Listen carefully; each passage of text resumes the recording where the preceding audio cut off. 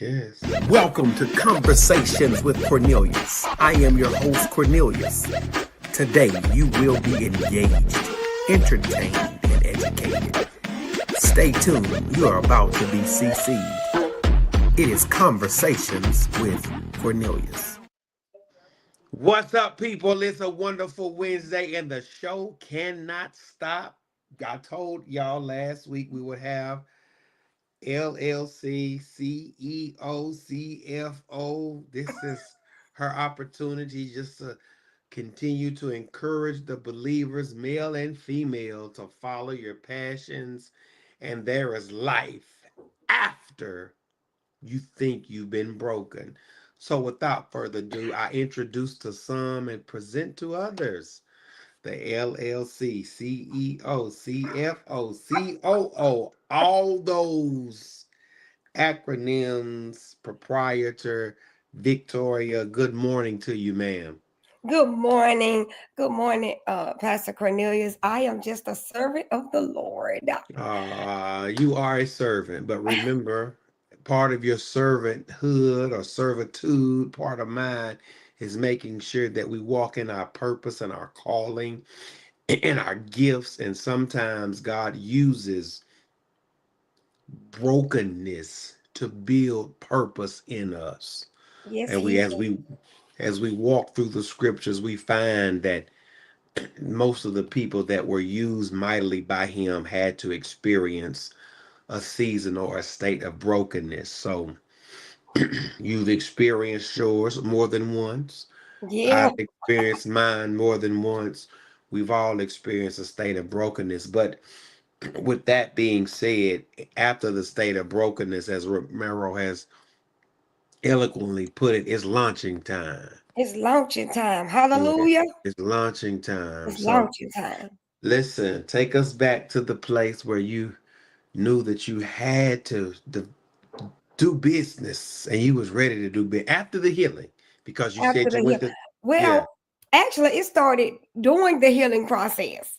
okay, Because it started sometimes, the healing process. when you are being broken and you're going through things, you just can't see the trees for the forest. Ah, you can't see the Sometimes you just trees. can't see, and contrary to popular belief, we all have faith. And the word says, faith without works is dead. That's what the And word says. we always say, pray about it. Things are going to be okay. But sometimes when you're going through, you just can't see. Hey, Sometimes you just can't see. Eyes have not seen and ears have not heard. listen, what? Sometimes you just can't see what the Lord actually has for you. And sometimes we want to just hold on to something that the Lord is trying to take us away from. But sometimes we think it's the enemy. It's not always the enemy. It's It's not not always always the the enemy. enemy. Sometimes it's us. We're gonna be stagnant, and the Lord gonna have to move and shake some things in order us to get to our destiny, or in order for Hmm. us to move the way He wants us to move. And he does that. He does that. And the well, John in the 15th chapter calls it pruning. Yes, We are grateful for the pruning of God and how God has pruned us that we may, quote unquote, bear more fruit. yes, So I'm grateful that you and I are in a fruit bearing season after the pruning. The pruning was necessary. it was It necessary. was necessary. And because it was necessary, we are bearing the fruit that God has intended for us to bear. Now, I will say this. I wish he would have given me a heads up, but he didn't have to. I can't say that because I did say, why you didn't show me? Why you didn't this? Why you this? And he said, daughter, I did show you the signs. You just weren't paying attention. Okay, take us there. Sometimes I can only speak from experience, okay? And yours from In your my experience. in my Right. experience. Good Sometimes morning, we're so Tyler. caught up in taking care of family and working in a church and working in a neighborhood that we don't actually see what's going on, like right there in our own area, in our own household, in our own life. Because we're so busy, people think works can get you to what you need to know. It does not. It don't matter what you do, works, you have to be focused. You have to keep your eyes on Jesus. It doesn't matter how tired you are, what you're going through, what's going on. He did show some signs, but at that point, I really asked him, I said, why you didn't show me? Why you didn't show me? He said, I did. You just weren't paying attention. So I just had to come in like a thunderstorm and tear it up. Okay, when you said he showed signs, and you don't have to be autobiographical. Good morning, Tara Simmons. I need everybody before we go forward to hit at highlight and at followers so that we can share this and the algorithm can do what it needs to do. When God was showing you the signs, what prevented or what made you ignore the signs he was showing you when he was showing you the signs? Okay, can I be just basically transparent? Yeah, So but you can't use name. We're not gonna use name. I'm not gonna be that graphical, but we as believers, and Pastor, we go way back. I'm a believer. So like I said, I can only I'm speak a from believer. experience. Yeah. Sometimes we gotta be very careful because after the whole ordeal and different things like that, I had to repent, Pastor. I had to repent because I didn't know pride has set up. Come on now, somebody. I didn't know pride has set up in me. I didn't know because I was like, generational curses. We done broke this curse. Our goal was to break this curse and break this curse and break this curse and break so many curses. And God used it to do that. But the one curse, I'm like, come on, Lord. He said, and I said, I was thankful. I thank you all the time. I thank you all the time. He said, but it's a thin line between, it's a thin line. Pride is set up. So after everything was over, I had to repent because I was like, people said when I was younger, I got pregnant. Okay, I got pregnant at like 17. I had my baby at 18. Family they can just, you're not going to be nothing. You're not going to graduate. You're not going to go to college. You're not going to be married. You're not going to have a house. You're not going to do this. You're not going to do that. And those are the things that I wanted to do to show. Sometimes that hurt, when people hurt you, you could take that hurt and turn it into purpose. Mm-hmm. So by somebody telling me I'm not going to graduated, went to college, papers don't matter, 3 college degrees. None of the kids had children before they was 21. All the kids graduated. All the kids went to some form of trade school or college, did get a house, did have that beautiful white picket fence, that beautiful home, did have all those nice jobs on both of us and all that. But sometimes you not focusing on that pride set up. So I had to repeat. It was when you ask the Lord to show you, He gonna show you. And it's not gonna be pretty. If you honest, it's not gonna be pretty. So that's just my little tidbit of honesty right there. Like I didn't realize until it was all over. You didn't realize what do you didn't The realize? pride is set up. Okay, your pride in what exactly? Pride How in accomplishing, breaking all the generational curses over my family and thinking that big D word ain't gonna happen to me because it happened throughout the whole family. No, we our kids, thank you, Jesus. I'm only giving honor to God. All of our kids are the only ones that graduated, even though it was a hard struggle for 1 or 2 of them. They all went to some kind of formal trade school. Nobody had kids before they got 21. And we just all that curse breaking stuff. We didn't break a couple of them. One was out of our control. But and then the last one, the one that got me to where I am today. After it was all said and done, I didn't realize because I walked in like, yes, I'm thinking I'm walking in, yes, we did it. Thank you, Jesus. But it was a thin line. Have you heard that song? There's a thin line between love and hate. There's a thin line between confidence and pride. Okay, so now that you have learned I learned real you, good. but you learn you. Can I say that? Yeah. You learn you. You learn more about you. You learned about, those generational curses we call them. As a matter of fact, I'm going through this book now. Let me just show it to you.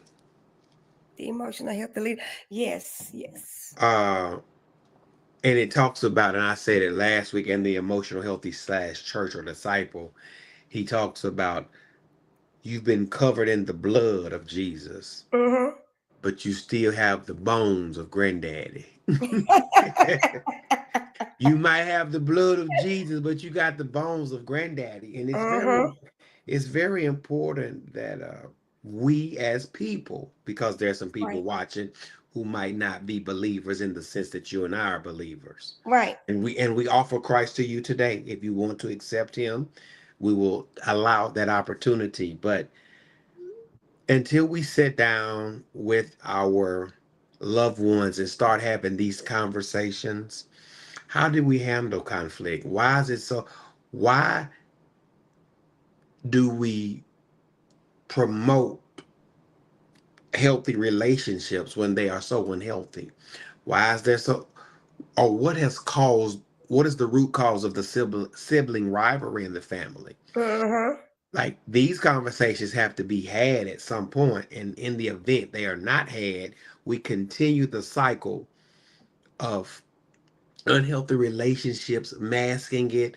Why was such and such an alcoholic? Why is this person an alcoholic? Why do we turn to alcohol? Why is that our demon of choice? Mm-hmm. And until we sit down and have these conversations that we are having right now, a lot of this stuff will be perpetuated to the next generation and the next generation and the next generation because again, we've been washed in the blood, but we still got the bones of granddaddy. Yep. And I'm not using that as an excuse because we are without excuse, but we naturally gravitate towards certain things. And those things that we naturally gravitate to, somebody needs to give me an indicator, an inclination. Okay, Victoria, this is what happened to grandmama. This is what happened to your great grandmama.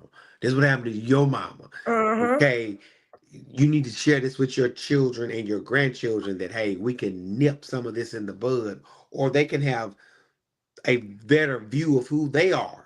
So Yeah. they won't get caught up, as we say, in the okie doke. Remember that word, in the okie doke. Okay, doke. And see, Yeah, that's a sometimes real place. and the young adults these days, they're in a need to know generation. I remember way back when kids should be seen and not heard and different things like that. No, no, no. We have to have conversations to break generational curses. Like you said, we got to get to the root of things because, when the root, if you don't get to the root, it grows, and it just get bigger and bigger. And some people like to sweep stuff under the rug thinking it's going to go away. It's not going to go away. It's not going to go away. We have to have the conversations. We have to connect with the young adults. We have to connect with the older adults. We have to be able to have a civilized conversation without being shut down or being mad or getting upset or storming out or saying, I don't want to talk about it. The Lord gave us 2 ears. We need to listen more than we talk. Okay. Guilty. I Hey, And we Brandy. have to listen with an intent to actually understand what the other person's saying. And I'm still learning. Hold on. You said listening. I have read through the book, The Law of the Eighth Habit, and it will be a good read for you. There are 5 levels of listening. So Mm-hmm. in that book, the first level of listening is ignoring. Like Oh that's a my. yeah. So you talking about having these conversations, and I want to have the conversation, but having these conversations where uh we we are taught by default to ignore, Exactly. and there's a level of listening. So how can I have a real conversation with my children, grandchildren, mother, father, great or grandparents are gone now, when I've ignored them, the last 5, 6, 7, 10 years of my life. Or listen, after ignoring, the next level of listening is pretending. Oh, yeah, I'm gonna need to read that book.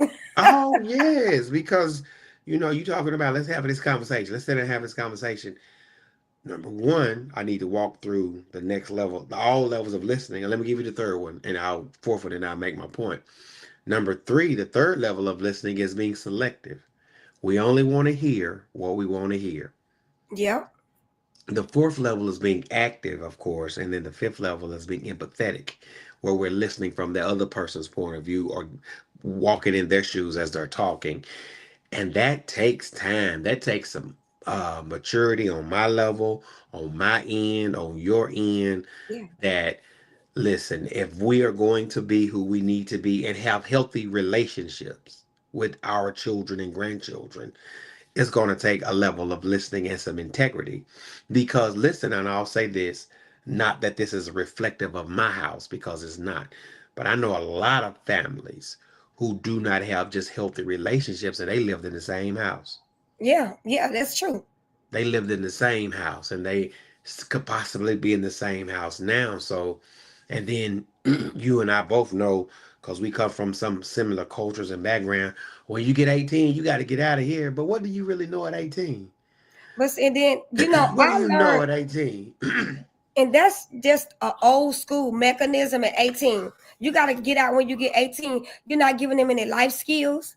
They don't have a Nothing. job. They don't have nowhere to go. They don't even have the social and emotional skills to deal with the real world. Come on now. And that's another thing I learned, that there's those generational curses, like, do not put your children on the street at 18. I wish that somebody had, my parents was able to allow me to go to college and stay there, because I'm like, look, if you in school you can stay, you in school you can stay, go to school, go to college, do. And college is not for everybody. I understand that, but go to a trade school, do something. Just don't throw them to the wolves. We're their shepherd. We're their shepherd. There are seeds. We cannot throw them out to the world like that. That's But we did. I But know we a listen. lot of people who do that.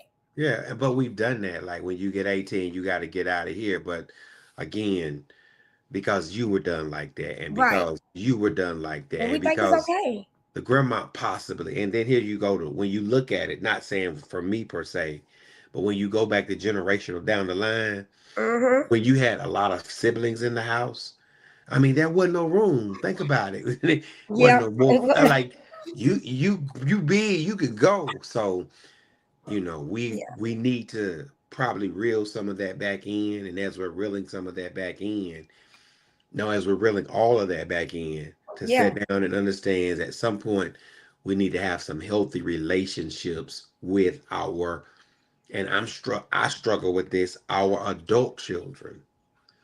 You hear me? With our adult Adult children. children. Guess Yeah, what?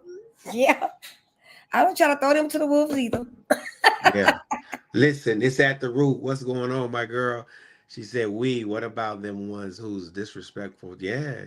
So they have something that all that consequence already comes because it says, "Honor thy mother and father." But it's a reason they're thinking, and that's another thing. I've heard young adults at churches say, "Well, you got to give respect to give respect," but in this generation, they don't understand. We had you. We had the church. It's a different generation out here, y'all. Because I'm telling you, my mama would be like, "I bought you in this world, and I'll take you out." That's But what we there's a said, didn't reason, we? there's an underlying reason why some kids are disrespectful just because they just disrespectful. But sometimes there's an underlying root where they feel that like a parent or something did something to them to make them disrespectful. And then some don't understand the consequences of their actions. You did XYZ, you're gonna rise up, so you're gonna get out. So Okay. But again, let's go back. Say, Victoria, you made some decisions. I made some decisions, 16, 17, 18. Your mother did the same thing. Your grandmama did the same thing. Possibly your great grandmama did the same thing. Okay, at some point, let's talk about what is it, and I'm going to say this, what is it about that particular age and era where we keep for 4 or 5 generations making that same decision? Case in point, in my family, on my maternal side, you know, I had a child at 22. Same thing. Mama had a child 22. I'm a, I guess grandmama, I don't even know. But the average age for 5 generations, check this out. As far as we can go back when we free people, the average age of grandparenting in my family is around 42, 43, 44 years old. Mhm. And I can go back as far as, and I'm telling you, 1871, uh, up until the present. My great great grandmama became like I ain't a grandparent about 42. My great grandmama became a grandparent about 42. Okay. My my grandmama became a grandparent at like 42. My mama became a grandparent at like 42. Literally, I'm being honest in this I window, was and I've done the math. I became a grandparent at like 44. So 42, 43, 44 is grandparenting age in my family. Um, and I've done the math. Like, yeah, I've done the math for 5 generations. So I told my daughter, she 25, she running around here. I said, in your 40s, if we don't have this conversation with grandman, now 42, 43 years old, I'm gonna start calling you Gigi. No, no, no, no. I said, no, baby. Look at the family propensity. yeah, Your great, it's a great, pattern. great, right. Look at the pattern. Your great, great, great grandmama was a grandparent at that age. Mm-hmm. You hear me? Like I was just sharing with her, and I'm just doing it on my mama's side. I didn't even go back on my let me Mm. share this. She said, wow, yeah, generational curse. On Yeah. my daddy's side, um, let me just say my great granddaddy looked like Chico the Barge. That's all I'm Okay. I mean, that's all I'm gonna say. That's all I'm gonna say. That's all I'm gonna say, Victoria. We talking about I don't think he was an enslaved man. right. And he looked like Chico the Barge. So that's where I get all this European stuff from. You got that wisdom down there. You know, that's blonde. That ain't gray. All That's this what I bubble. tell you. Um, and he had children up until he was 71 Oh wow. with no pills. So, like I said, what's in Jesus, the blood has washed me, Mm-hmm. but my bone makeup Yeah. I got It's our and we DNA. yeah, Hey, yeah, you gotta deal with your as the kids say, you gotta deal with your Dana. You better deal with it. Like deal with your you data. you better deal with your Dana. I'm serious. Like you can need to deal with your and I can really go into some real, dark stuff. To me, it's dark and dysfunctional stuff, but I'm not doing that because I'm not throwing any shade to anybody. Because I loved how I was raised and reared, and I love the people that raised and reared me. But when I go back 4 or 5 generations, I find patterns, Yeah. and I Yeah. find myself in the same patterns that my foreparents you know, did or made. Some of those same decisions. Hold on. Let's see. Is that the root said, I don't know anything about my parents, mother or father? That's great. Yeah, you need to know. Like Yeah. you really need to know. You need to ask questions. Listen, and I'll be honest. What was great granddaddy's demon? Exactly. What was his demon? What could he not get over? Exactly. Because when we have to know, because when things happen, like one time I was just like, well, why is this happening? Why am I doing this? Or why my child doing this? Because like the young woman that God just said, she said, well, what if I don't know my mother, my grandfather, or grandmother? I didn't know my grandfather. I barely knew my grandmother. Hmm. Right. And then that's another thing. These sicknesses and diseases and sugar diabetes and stuff like that. People say it runs in the family. First of all, that's a generational curse because we're speaking in an atmosphere. Because one Okay. thing's for certain, two things for certain. Jesus is the healer. And everybody kept saying, I went to the Slow hospital down, one slow time. down, slow down, slow down. Oh, You okay, getting that's fine. excited. You want things for certain, two things And for two things for sure. sure. I went to the hospital one time. And the doctor said, well, Mrs. Rhodes, you're on the verge of sugar diabetes and high blood pressure. Okay. Hmm. I told we could have a little family meeting. I'm like, look, y'all, Oh, that's just that's what they said. That's inherited. We all got that. Your mama, your granny. I said, The devil is not. The buck stops here. The books they kept saying my children was gonna have it. I was Mm-hmm. gonna have it. Mm-hmm. And thanks be to God, I don't have it. None of my kids have it. Nobody in my household. We was the healthiest portion of our family. I kid you not. We was the healthiest portion of our family. Listen, let me say And this, we and I still are to this day. let me share, and I thank you. It's at the root. Yeah, mental illness. We have to talk about that too, That too. They said because that was gonna run in our family. yeah, No, mm-mm. that um, and some of the mental illness comes from the trauma that's transferred. Yeah. Like that trauma that was transferred. I'm gonna say this, and I'm trying to be nice. Say, back in the day, Yeah. great grandmama was sent to work for some people, Yeah. and one of them little boys Yeah. started grabbing on her, and she couldn't say no because that was culturally you couldn't say anything. Exactly. So, some of that stuff is that transferred trauma. And we got to start talking about what happened to Big Mama and Muddy when they went to work across town, and then the bloodline got changed and switched up. Yeah. And ain't nobody talk. And guess what? You better not say nothing about it. You better not ask You nothing better about it. not. But again, all that hush and all that pain and all that hurt. So your great grandmama passed it to your great grandmama. Your great grandmama passed it to your grandmama. Your Yeah. grandmama passed it to you. Now you pass it to your children. So now your children don't implement the best way to handle their trauma. And Because don't guess know what? why. And don't know why. But that's a real place. Like that's a real place. I'll say this. It's at the root. I'm glad you brought it up. Yeah, it's at the root. And this is Mm. conversations with Cornelius, but okay, we're turning into candid conversations. Come on now. Listen, Because this is some serious stuff out here and it needs to be talked about. yes, it's got to be. She just put something else up here that was really deep. I ain't gonna put that up there. What she Is said she asking happened. a question?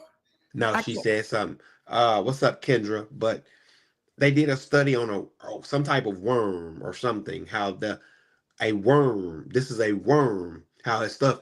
It's a book out. Everybody put this in the chat. Everybody put this in the chat. It's a book out entitled "Your Body Carries the Score." Your body carries the what? Score. Your body carries the score. Like, uh, it's a book out about that. Your body carries the score. And basically how trauma is trapped in your body. Oh yeah, that's another Yeah. book. See, I'm Yeah. adding some stuff to my library. Yeah. Listen, your body carries a score. And you have to start talking about stuff like that. We Like gotta talk about it. you need to talk about why do I always fail certain tests? Number one, it's decisions. Number two, it can be a lack of discipline. Number three, but it also can be, and I'm not throwing it out like my just DNA. Like I said, I've been washed by the blood, but granddaddy's in my bones. You hear me? And I'm not Mm-hmm. using it as an excuse. But even when you look at the Bible, even when you look at the Bible, Mm-hmm. David was a trip. Solomon was listen. David was tripping. Solomon was falling. Rehoboam just straight down. He just fell straight down. You hear Mm-hmm. me? Went that way. So I'm learning to dig deep into the history of my past and my grandparents' past and my great grandparents' past as far as I can go and understand, hey man, we got our lady or whoever, we got some real work to do. And Yeah, we and got it's some real necessary. work to do. And we got some real work to do. Real So work I'm to do. sorry. They would take this worm, and every time they move this worm to a light, they would shock it. Mm. So that light would have what's up, Travis? This light would have a direct effect on the worm. They said for the next 11 generations of that worm's, lineage, Mm-hmm. every time the the 10th, the ninth, all the way to the first that generation, that every time that worm got to the light, it would react crazy even though it wasn't getting shocked. Uh, uh, uh. Now, if a worm Yeah, yeah, carries that in its body, what do you and I carry in our body? And then not only do we have, like I said, Dana, DNA, yeah. and not only do we have bad decision making, you know, not only do we probably have a lack of discipline, you know, what makes me do the things that I do? You know, Exactly, what makes exactly. me act the way I act? Why do I always feel like I gotta set it off or do some of those things?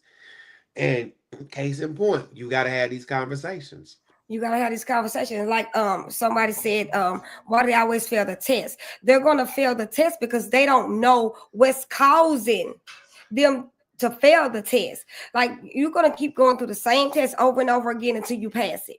So that's why we need to know what's our generational history like. Also with depression, this happened in my family on both sides. Some people, saying, why do I feel so depressed all the time? And we not Mm. knowing what to do, even as young as elementary school. Say Some of the 10, people, 11 years old. 10, 11. yes. Why am I depressed all the time? Why am I so sad all the time? And when people saying us back in the day, we always said, "Oh, that it's just them. They're just going in a room," and we don't know. We don't know what kind of help to get. I am guilty of trying to help some people in my family because I didn't know where to go. I'm trying to go to different counselors or tell them to talk to the people at school and different things like that. But we have to get to the root to see why. Because I heard somebody say, well, oh, he's just fine because I did it when I was little. Or my daddy did the same thing. They just in their room. I'm like, why is most of the kids in their room with their door shut all the time? Why they don't want to sit and communicate and be in the family room with us playing games or watching TV or learning or talking? It was just us. That's what happened. So they thought it was okay. It's not okay. Something is going on mentally in the mind. Mm-hmm. Mm-hmm. And we have to get to the root of the thing because it carries on out into the world. It starts It in the does. home. It does. It starts in the home, and we have men start in home. Men is a pillar of the community, family, in the community. And if you can't help your family and you don't have the mental capacity to talk and have a conversation in your family with any and everybody in your family, you Mm-hmm. can't have good social and emotional skills in the real world. I heard one man say one time, and I always used to be like, why? He was a grown man, 30 years old. He did it in his 20s. He did it in his 30s. He did it in his 40s. He did it in his 50s. Every time this man always had a job every year. He just couldn't stay So on the job, huh? I asked my kindred, I said, why does such and such always got a job? He said, a boss is always disrespecting them. Excuse me? No. Talking about they can't talk to me like that. There's an underlying issue to why he felt somebody was always, per se, as the world say these days, coming at him. He can't have an intellectual conversation. He can't be corrected. He can't follow protocol. He can't follow instructions. He don't know how to communicate. Mm. But that's So that's that's that's learned, right? issues. Yeah, and but you have to learn those things. And if you're not in an environment that's teaching you how to cope, how to process, how to communicate, because Mm-hmm. everything, I'll use a professional term, and I don't want to sound too teachery, but everything does you don't have to be retaliatorial. You ain't got to always Exactly. get you ain't always got to get your lick back. But if you've been raised in an environment, guess what? Well, you got to get your lick back. That's all You they know. That's all you know is how to get your lick back, and you keep getting your lick back, and we swapping licks. As a matter of fact, God, I can't think of the other book. The body keeps the score, but it's another term. It's called a reaction versus a response, Mm-hmm. and you have to learn know your triggers. Like this triggers me, and if I'm not careful, I need to back away from certain things and walk in wisdom.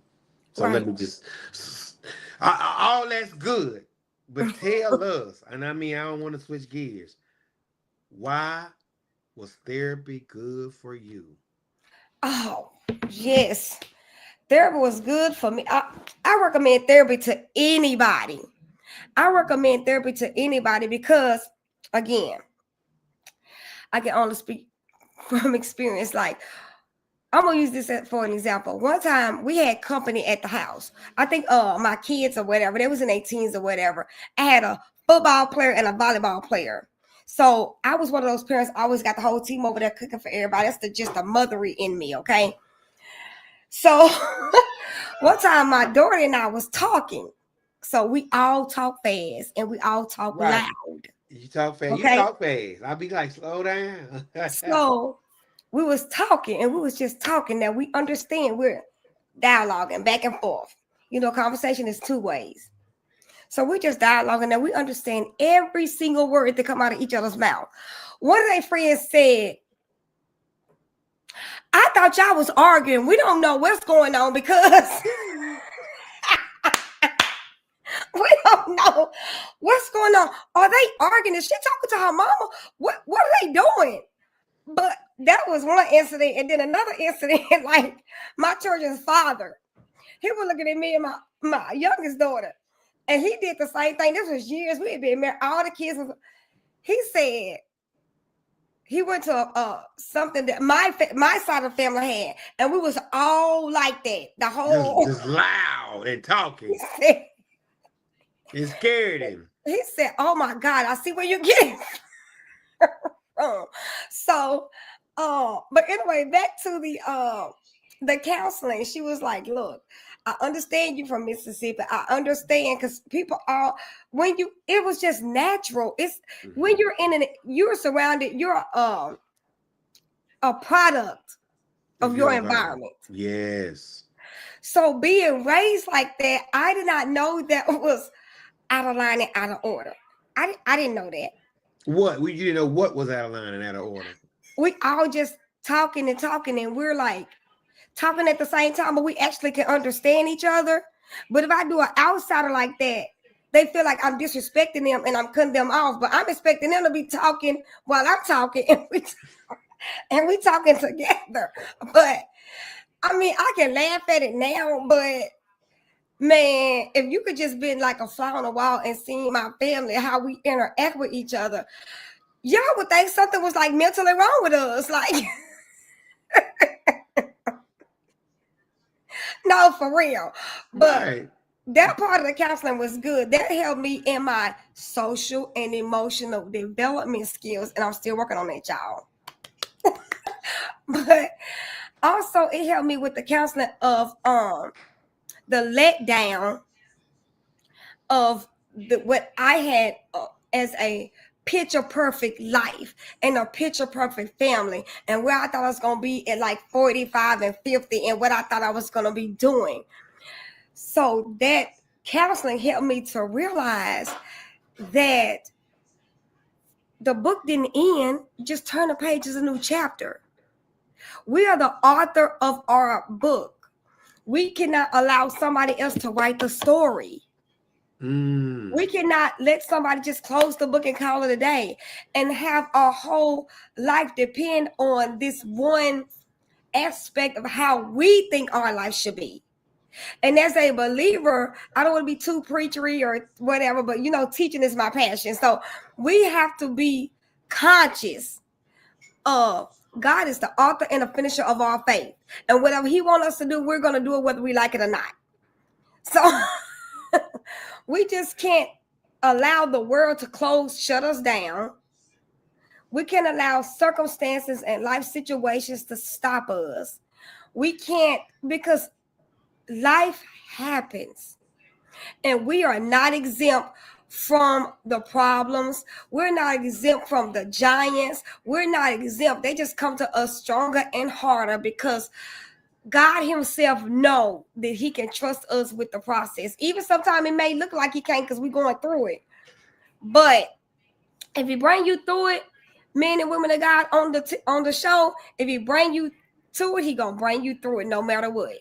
So all the tested, the young person said they've been failing. God is going to help you. Ask him. Just ask him. Your phone ringing. They'll be all right. It is snow outside. We can't go nowhere. Well, My son, yes, listen, trying to shut out my story. I will not allow. Yes. Mm. yeah, it's at the root is cool. Listen, she good people. It's at the root. You got to give me your email so I can send you the link so you can join us. All right, switching gears. We ain't played no music and anything, and we went on there 40 minutes. Oh my. Yeah, it happens when you're talking. There's a book out. I need everybody to write this book out. If Kendra's still on here, and we did a book study at Bible study talk, and it was called entitled "Goliath Must Fall." Oh yes. Mm-hmm. And all of us have giants in our life, and we need to learn how to deal with our giants. So, you got the body keeps the score. Goliath must fall. Of course, the emotional healthy church or emotional healthy leader. And these are some of the books, that I worked from and worked through. And I think it was Goliath Must Fall. I can't remember what book exactly, Victoria, but it said this: dead snakes can be just as deadly as live ones. Mm. And That'll teach right there. well, we're about to unpack this. Watch this. It's at the root, and I'm glad you're still on. Said dead snakes can be as deadly as live ones. She said, Jesus. Yes. And here's what the illustration was this, that they were at a camp, and I think it was from this book, where they had to kill the snakes and bury them because they said a dead snake, even though he or she is dead, the venom in their fangs is still active. Uh-uh. And if your foot, hand hits the venom, hits that fang, even though they're dead, that venom is still in there. And a dead snake can be just as deadly and poisonous as a live one. Yeah. And so here's your teach. You said, let's teach. Here's your teach. Some of the stuff we think we're dealing with, and it might be actually dead, but it's still poisonous. My God, yes. It's still poisonous. Absolutely. A dead mindset is poisonous. A dead mindset is poison. It's poisonous, and I have to be very conscious of my way of thinking and my thought pattern. And here's one of the things that enemy has used against us. I just can't wait till I get grown. What does that Mm. mean? What does that Exactly. what does that mean? Like, what does that mean? That you're gonna do what you want to do and not Right. adhere to rules and regulations? Like so dead snakes are still just as deadly as live ones because some of us are playing around with some dead things, not Yeah. knowing that they're poisonous and they're very toxic. Not saying dead people in the sense of them not living and breathing, but they have no aspirations. They have No vision, no vision, no no purpose. ambition, don't know their purpose. And you got to be careful when you start hanging with people that don't have, I mean, they ain't got to have what you have. But they gotta have some kind of ambition, a Yeah. reason for waking up. When I was younger, I didn't even know what this meant. But as I got older, and if I heard somebody say that, I just started praying for them. One time I heard this young man, he said they was because we all got a pass.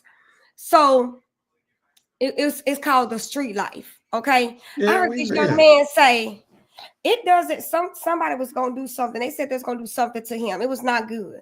He said it doesn't matter. I'm just a dead man walking. I said, oh my God. When you Hmm. feel like that, a person actually said, I'm just a dead man walking. Hmm. I didn't even know what that meant back then, but he has no purpose. He don't even think he's gonna live the next day. So he actually speaking that over his own life. You're And right. a year later, that young man was dead.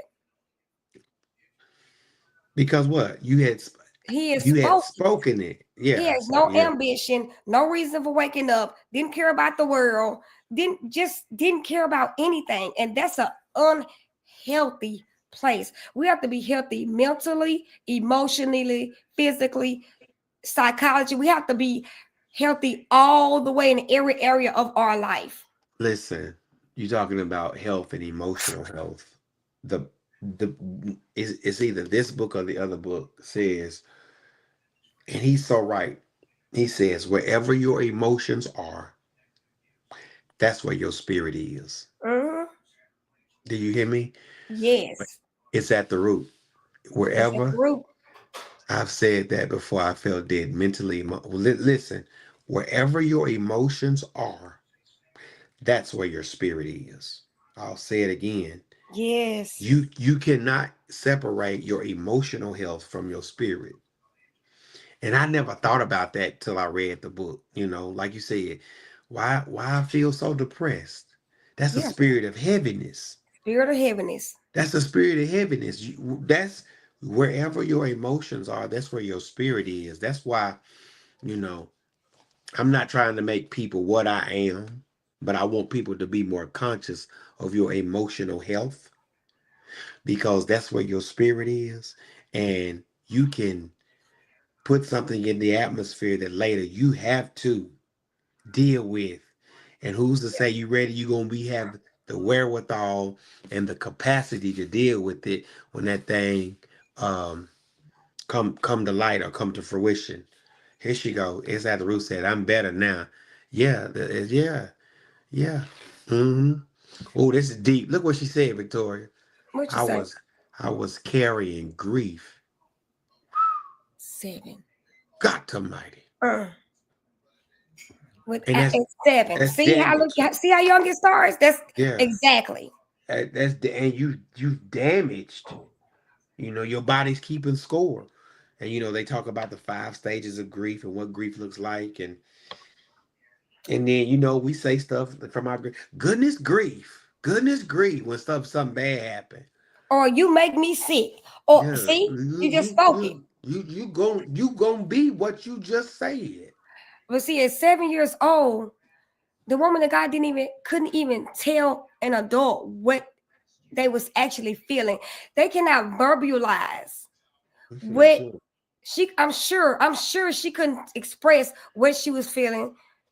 Didn't know how to tell the person. And then when she tried, they probably didn't even know what she was talking about Mm-mm. because of the generational and the cycles of not knowing, not being educated on what it really is, and Yeah, deciding just not talking about it. she said this. I didn't even know it was grief Look at that. till it was. But that's a real place. It's a Like real, that's a it's a real. real place. Like people, I didn't even know what that was. And Yeah. we have to talk about that. So here's a question for you, Victoria. In the book, it says, what generational patterns or themes do you recognize, such as addiction, affairs, abuse, divorce, mental illness, abortion, children born out of wedlock, etc.? Like when you look at your generational makeup, when you look at it, why do we carry so much addiction in our family? Why do we have so many affairs? She said, look, she Uh, said all of the above. Come on. Guess what? What? Guess what? I Yeah. don't know who. I don't know. Why is What's it her so name? much? It's at the root. She ain't, I know her from a different app. Why is it Yeah, so much she abuse? Why is it so she's much right about it. emotional abuse in the family or physical abuse? Why is the divorce rate so high? Why is mental illness a pattern in the family? And then I'm gonna be honest, that other A word, when y'all have women's rights. Mm-hmm. Yeah. Whatever. Um. Okay. Mm, It's your mm, mm. right. I ain't into that. It's your right. But just know the body carry the score. The body carries score, and the woman, she's right. All of the above, and it's sad because in our culture, it's all of the above. It is all of the above. All of the above. And somebody said they didn't know there was two. There's 45, and my God, Jesus. When the Lord was taking me through the transition. Um, I woke up one time and I was just screaming out of my sleep. I didn't know why. Counseling helped me to remember something that was suppressed so deep down inside that happened to me as a child. I didn't even remember that it happened. What? It was so deep and rooted, I had buried it. I could not even remember that it happened. But it happened. And it happened, and it was within the family. That's one of them times when, as a child, I was like, such and such, I need to, da da da. Oh, did nobody believe it? And that's again, churches will be seen and not heard. And I keep saying that, Pastor. I keep going back to that because that's one thing that I did not allow any of my kindred to ever tell my children, because that's the worst thing ever to tell a child. One of the worst things, I can't say the worst thing, is to say churches should be seen and not heard, because you don't know what them kids is trying to say. You better listen to them children. I'm telling you what I know. We have to listen to them children. Your And healing process, your healing process, though. I mean, I was in my 40s when I found out, you when still the you still counselor. 40. You still Hmm? 40. You still 40. Yeah, I'm still in my 40s, but it was like Yeah. early on, like 39, 38, somewhere up in there, early 40s. The counselor brought that up. I woke up screaming. I could not even remember. And then I had to go to more counseling to subdue that, to help me with that. So conversations needs to start young. So But how does a 7, 8-year-old express? Like, how do we even make that space comfortable for them exactly. to express being? Listen, I'm gonna say it because we on the internet. We don't want to get snipped. Right. Being violated. You know what I'm saying? Okay, we can use that word, violated. How Yeah. do they Like express being violated? like Granny Victor, what they call it? Granny V, whatever they gonna call you, Mama V. You know, pumpkin. We got a pumpkin. We always got a pumpkin in our Yeah, family. Hey, pumpkin, yeah, Mama pumpkin. Gigi, and like Like I think I've been violated because something happened that was strange and weird. Nobody's keeping score of that. So now I'm 16, and it happened at 7 or 8. And now you, as grandma said, you just fast. I ain't fast. that's what causes young women and young girls to be promiscuous, because they're looking for something. They're out there. Look, they was touched as a young age, so now they think it's natural. So they're Yeah. going and running into these guys and these men who touching them, telling they love them, because the person that violated them is saying, "Oh, I love you. This is just us," and this, that, and the other. So they're going to continue to look for that pattern. They're looking for something that they're not going to find. Instead of running to Jesus, they're running into these guys who just want to continue to violate them, and they're allowing it. They're not knowing that they're allowing people to violate their temple. They don't know that their body is a temple. They haven't been taught that. They don't know that. So it's So a we can't lot. blame, a lot of people blaming the women for being promiscuous or being out here fast, calling them fast. But why are they like that? There's a reason. There's a reason. And you're right. I mean, you're right. I'm not saying you're wrong. And again, like you said, we go generationally, 16, 17, 18. For the last 4 generations, why are we having children at 16, 17, 18? Like Yeah. everybody, like you going back, what's that about? Why do we keep making those same decisions? Knowing it's not good. Knowing It's not now good. you don't have, and now that you don't have the same structure and support that we used, like we had grandmamas and great grandmamas, and you lived in the house. Now you living somewhere else, or I can't wait till I get out and get grown. What are you gonna do, baby? And You are not ready that to stuff be out on your transitions over own. into your marriage. Like you bring that, and that's another thing. You bring that into your marriage and into your children, and you don't even know why you're acting that way towards your husband or your kids, because you never got to the root of the situation.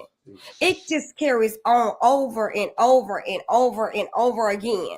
Listen. Well, listen, we almost been on here an hour. You do realize that, don't you? We ain't played not one. Listen, we ain't played Come not one on, come on. song, not one commercial. Like, and I share with people now because I do this all the time. people do not realize when you listen to the big talk show, radio talk show hosts, and and the Ricky Smileys and Steve Harvey's, D.L. Hughley's, etc., that they only going to talk for about an hour and 10 minutes. Those 4 hour shows. Mm-hmm. The rest of the stuff is, other embedded things and music. I said, so for you to sit up here and talk almost an hour, you done a 4 hour radio show. And people don't get it. I'm like, yeah, they're not talking that long because you got the commercials and all those other Yeah. things. But look, it's at the root said it's been good. She said, yeah, the root. Yeah, it has been Oh, good. experience with God. Come on now. Hey, listen, tell them about your business. So in the event they need some things. Uh, what's up, champ? My boy Good Champ is conversation over while here. I'm on the grind. Okay. Okay, Yeah, Brian. champ. So okay. Yeah, because you've been So be so what the again. business. Talk to me about the business Okay, and from so the we business are just aspect. platinum clean. We are a cleaning company, and we are currently hiring, and we are always currently going after different contracts. We also partner. I just got another cleaning company on board while I'm contracting contracts out to them, and their team. Um, you can contact us via Facebook at just platinum clean. The phone number is 615-710-0249. We don't know what's going on with the system. With the website is just platinumclean.com. Something is going on, but the my team is going to have it back up and running really soon. Also, you can inbox me. My name is Victoria Rhodes. I am on Facebook. I have a personal Facebook page and a Slow and, and a business page. And it's not just we want like Pastor Cornelius Hill. He teaches. He has things for you. We all teachers. down. So it's not just about just the business. We want to help you in other ways, um, emotionally, physically, psychology, mentally. Um, you want a job? We can help you there. We know different people who How need housing. Let me ask you this. How far will you go? Will you go clean something up in Springfield or Murfreesboro? We do. Okay, cool. So people need to know Gallatin. You're just not Davidson County. Yeah, we're You will we're go we're out. some of the surrounding counties. We're Okay. Gallatin, Hendersonville, Okay. Murfreesboro, Clarksville. Okay. So far, but You we don't out know where the there. Lord taking it. We don't know where He gonna take it to. So Listen, that's what's up. And here's what I need for you to do. And listen, this is my Brian, this is my it's at the root. This is my challenge to her. Some of those cleaning supplies that you use, mhm. here's how we scales things. I want you to write those companies, or you'll sit down and write those companies and ask if they can be a sponsor to your podcast. Okay, Right? right. Yeah, yeah. Yes, No, residential and commercial. yeah, Yes. yeah. Mhm. So they get like, we'll look at some, or you're gonna do a scholarship fund, and we're gonna ask those cleaning supplies and other people that you partner with to help partner with you. So on the back end, we can open up another, home, or when these ladies are coming leaving the rehabilitation facilities, guess Yes, what? We have a job for them. We have a home for a them. home and a Yeah. job. Yes. Yeah, we are these men leaving these rehabilitation facilities. Like, how did you get back on your feet? I hooked up with Victoria Rose and got my business off the ground, whether it was a barber, cleaning, sweet stripping. I got a job that gave me some sense of self-worth. I was trained not to be reactionary, but be more Yeah, response driven. I can't be popping off at the mouth. I can't be throwing my head. Like, these are skills people need. and You're we have not a coaches. We yeah, have you coaches to help you yeah, build your businesses as yeah, well. yeah. So you're not a punk, you're not a chump. You learning not to be driven by just your emotions and be reactive. You know what I'm saying? So I'm landing my plane. I was gonna say something, but I'll say it this way. I've been covered by the blood, right? But I still got granddaddy in my Come bones. on. You hear me? And every No every fight excuse. is not your fight. Come Right, on. no excuse. Yeah, But just I've been covered by the it's blood. But I peace in the got land. Come granddaddy. on. Yeah, We just I need got peace around here. granddaddy in my bones. So Victoria, they can reach out to you. Commercial, residential cleaning. If y'all want some business coaching, reach out to her because she Yeah. can coach you in business. I can't wait till you and I sit down and connect with some of the rehabilitation facilities. And when these young men and young ladies are transitioning out, coming back into society, we can have some things ready for them. Because you do know I am a partner with the rehabilitation Mm-hmm. facility. So we So can get our meeting yeah, together. yeah, anytime you sign up and want to go into uh the prisons, we can make that happen. And you can have your good prison ministry. I'm just yeah. Yeah, Is that I'm cool? in with the Davidson County Jail. So I'll just they Yeah, can we'll explain. talk. Yeah, we'll talk. Yeah. Well, listen, y'all, it's been an hour. I hope y'all have enjoyed Victoria and I. That And went we by fast. try to tell you, we ain't even got into no word. You know what I'm saying? Like we were supposed to Now get it into the was word. word. You guys gotta Yeah, it was yeah. word. It was where it was real. So we are grateful for the realness of it. But anyway, hey y'all, I'm about to sign off. It's a wonderful Wednesday. It's snowing in Tennessee. It's It snowing in is. Huntsville in Kentucky. The streets are fine though. I'm about to get out back at them for a minute and do some running around. But it Okay. is what it is. Girlfriend, next Wednesday, are we on and popping? Next Wednesday, 8 o'clock. 8 o'clock, same 8 o'clock. place, same time. It's been conversations with Cornelius. I'm not using this as an excuse. I've been covered by the blood. I just got granddaddy in my bones. You hear me? Covered by the blood. Yes. Hey, and get some help. Both of us. There's some trauma that we carry that we need to be that needs to be Yes. handled. So it is what it is. All right, don't smile, baby girl. Don't go nowhere. I'm finna end this. I am grateful that you and I done what we've done, and we are signing off. I need you to go have a wonderful Wednesday. Or for the month. Are you How are talking to you? me? Yeah, how are you affirming you? What are you saying to you every morning? How am I affirming me Mm-hmm. Mm-hmm. Yes. to me? Okay, yeah. So make sure you make your affirmations at least 18 times a day. You need to speak 18. it. Yes. Yes. What's significant about that number? Okay. A Jewish child was taught 6 different prayers that he or she had to pray 3 times a day. Okay, I know what So 3 means. yeah, 6 times 3, 18. So Oh, you need to affirm you at least 18 times a day. With that being said, watch this. With that being said, Jesus Christ, being a child, was taught those prayers. yep. Jesus prayed at least 126 times during a week. 126 times. Just on that, Mm-hmm. he prayed at least 126 times a week. You multiply that times 12, he prayed over 6,000 times My goodness. a year. That was A good right year. there. Huh? That was good right there. I didn't Right. That's why I said what From was the significance of that number? so so from 12 to 33, whenever we say that he got out of here, 33. Jesus prayed at least 130,000 times. That is good to know. So you and I need to be affirming ourselves at least 18 times a day to clarify the vision that God has given us in our mind. So All guess right what? now, come on. We go listen, you stand under an open heaven and will receive everything that God has for you, if nothing else. That's an affirmation. Let the floodgates come. Open Open the floodgates.